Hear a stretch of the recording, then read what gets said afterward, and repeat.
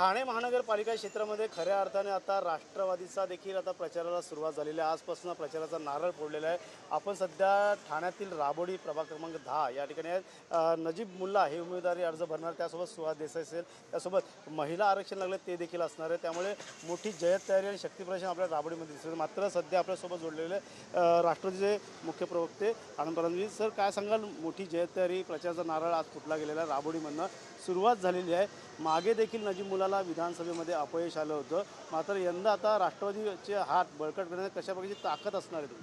असं आहे की राष्ट्रवादी काँग्रेस पार्टीचे ठाणे शहराचे जिल्हाध्यक्ष, राष्ट्रवादीचे सरचिटणीस आणि महापालिकेमध्ये सातत्याने ज्यांनी आपल्या कार्यकर्तृत्वाने ठसा उमटवला असे नजीब मुल्ला यांचा आज नामनिर्देशन आम्ही भरत आहोत।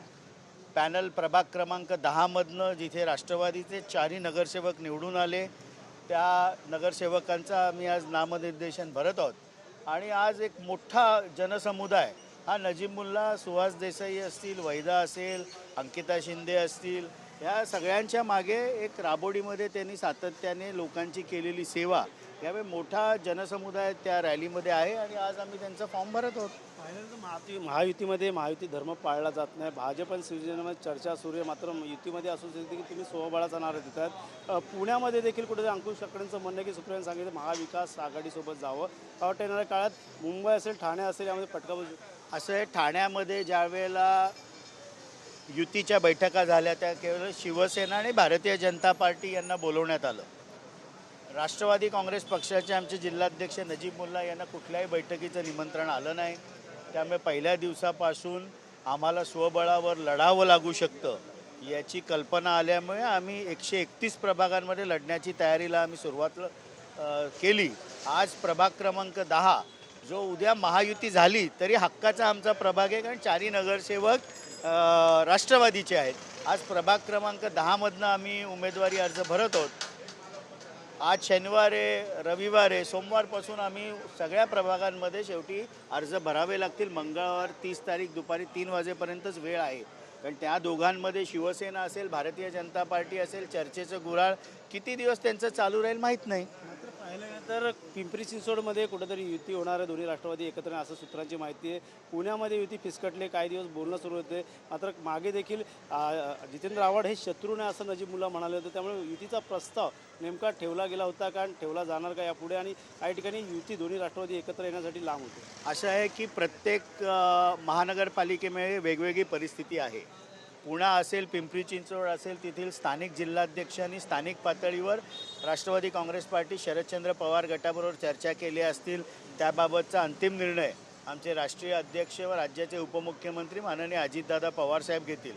ठाण्यामध्ये कसलाही प्रकारचा प्रस्ताव आला नाही आणि डॉक्टर जितेंद्र आव्हाड हे राजकीय विरोधक तर 100% आहेत।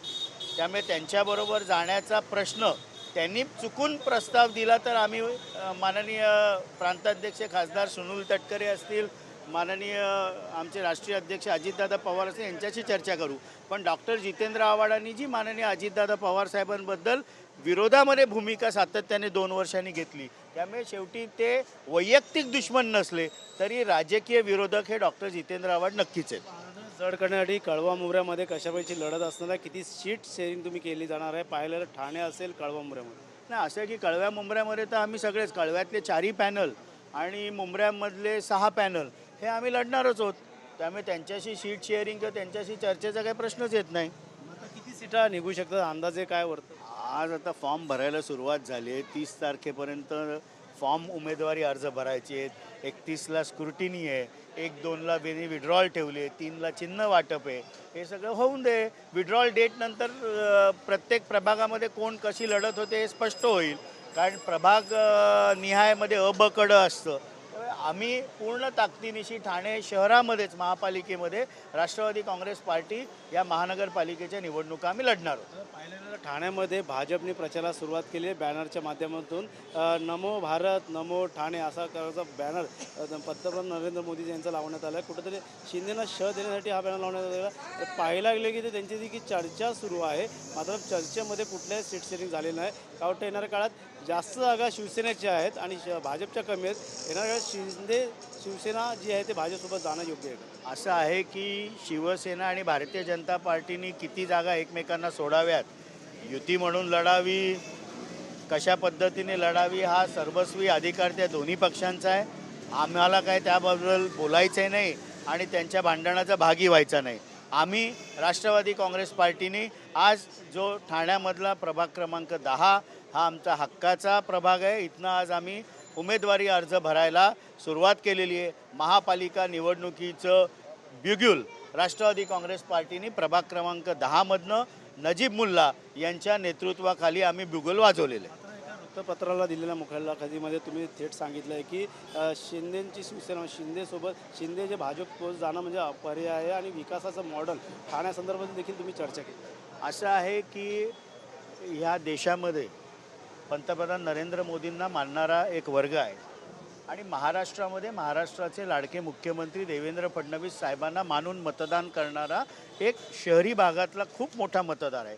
आपण पुणा पिंपरी चिंचवडला गेलं तर तसाच मतदार हा राष्ट्रवादी काँग्रेस पक्षाचे राष्ट्रीय अध्यक्ष उपमुख्यमंत्री माननीय अजितदादांवर विश्वास ठेवून मतदान करणार आहे. आणि म्हणून मी असं म्हणालो की शिवसेनेला ठाणे जिल्ह्यातील महानगरपालिका असतील तिथे BJP बरोबर चर्चा करावी लागेल.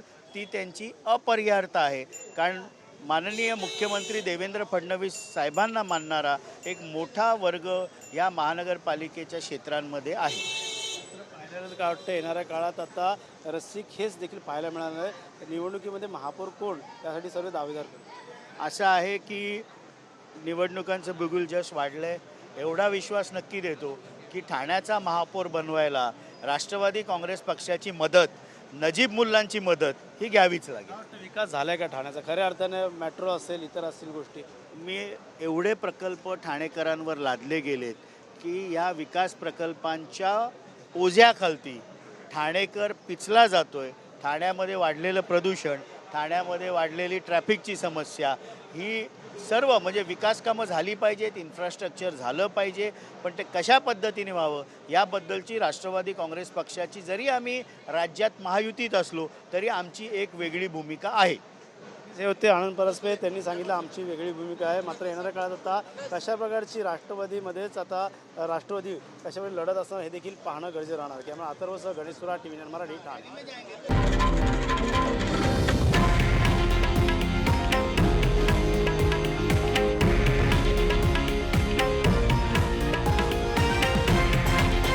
हे आहे देशातील नंबर 1 न्यूज नेटवर्क आणि आपण पाहत आहात TV9 मराठी, एकमेव.